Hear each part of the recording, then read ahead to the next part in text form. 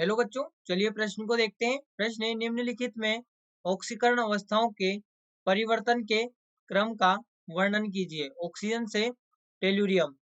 तो देखिए बच्चों, यहाँ पर बात करें प्रश्न की मुख्य अवधारणा की। मुख्य अवधारणा,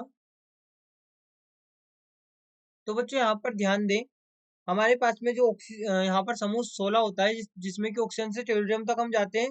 समूह में जो ऊपर से नीचे जाते हैं, तो यहाँ पर क्या होता है कि निम्न ऑक्सीकरण अवस्था का स्थायित्व बढ़ता है। ऑक्सीजन से टेल्यूरियम तक जाने पर निम्न ऑक्सीकरण अवस्थाओं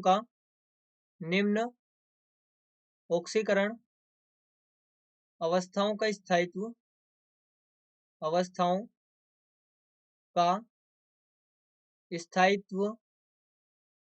बढ़ता है।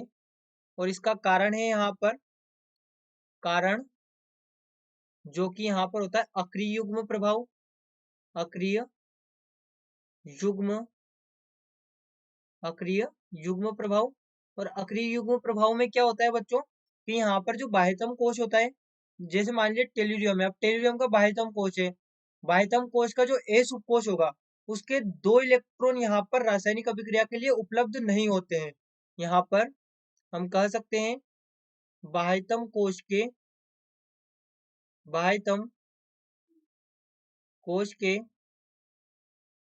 2 इलेक्ट्रॉन, बाह्यतम कोश के एस उपकोश के 2 इलेक्ट्रॉन बंध बनाने के लिए या रासायनिक अभिक्रिया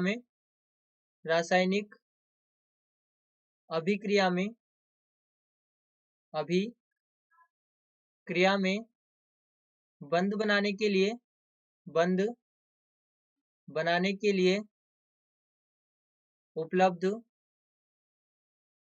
उपलब्ध नहीं होते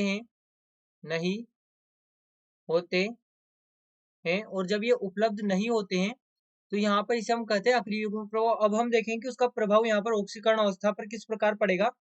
तो देखिए बच्चों, ध्यान दें, यहाँ पर हम बात कर रहे हैं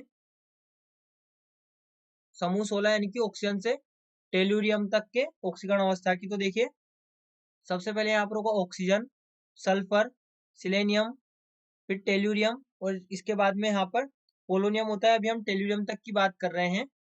तो यहाँ पर देखिए ऑक्सीजन, अब ऑक्सीजन की बात करें तो बच्चों हमें पता है कि ऑक्सीजन अधिक विद्युत ऋणात्मक तत्व होता है।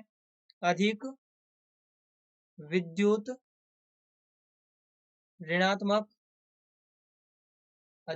ऋणात्मक तत्व होता है। अब देखिए, ये यहाँ पर -2 ऑक्सीकरण अवस्था भी दर्शाता है। ये यहाँ पर -2 ऑक्सीकरण अवस्था भी दर्शाता है। क्यों दर्शाता है?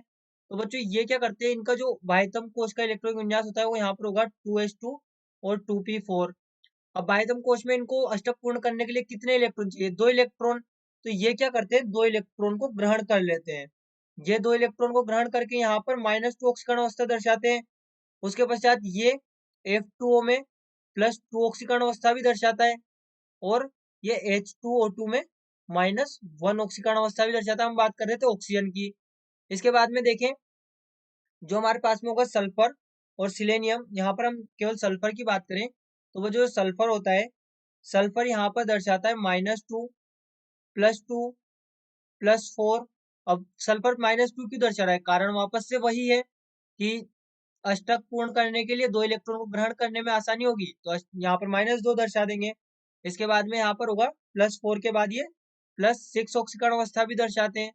और हम बात करें सिलेनियम और टेल्यूरियम की, तो देखिए होता क्या है कि सिलेनियम का बाह्यतम कोश का इलेक्ट्रॉनिक विन्यास हमें वही पता है। जैसे इसका 2s2 2p4 है, इसका 3s2 3p4 होगा सल्फर का। और यहाँ पर सिलेनियम का किस प्रकार होगा? तो यहाँ पर होगा ये नियोन, यहाँ पर ये होगा krypton 4s2 4p4, krypton 4s2 4p4 इसका इलेक्ट्रॉनिक विन्यास होगा। ये यहाँ पर होगा, देखिए आर्गन 3d10 4s2 और 4p4। ये यहाँ पर सिलेनियम का इलेक्ट्रॉनिक विन्यास होता है। अब देखिए, जो हमारे पास में 4s2 4p4 है, अब हमने क्या कहा कि बाह्यतम कोश के ए उपकोश के 2 इलेक्ट्रॉन रासायनिक अभिक्रिया में बंध बनाने में उपलब्ध नहीं होते। तो यहाँ पर ये जो 2 इलेक्ट्रॉन है ये यहाँ पर उपलब्ध नहीं होते बंध बनाने के लिए 4s2 वाले। अब जब ये उपलब्ध नहीं है और यहाँ पर जब हम टेल्यूरियम की बात करते हैं तो टेल्यूरियम का जो इलेक्ट्रॉनिक विन्यास होता है वो यहाँ पर होगा क्रिप्टन 4d10 5s2 और 5p4।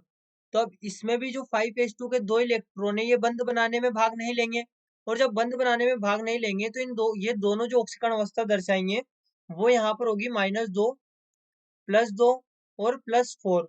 मुख्यतः यहाँ पर ये तीनों ऑक्सीकरण अवस्था दर्शाते हैं, मुख्यतः -2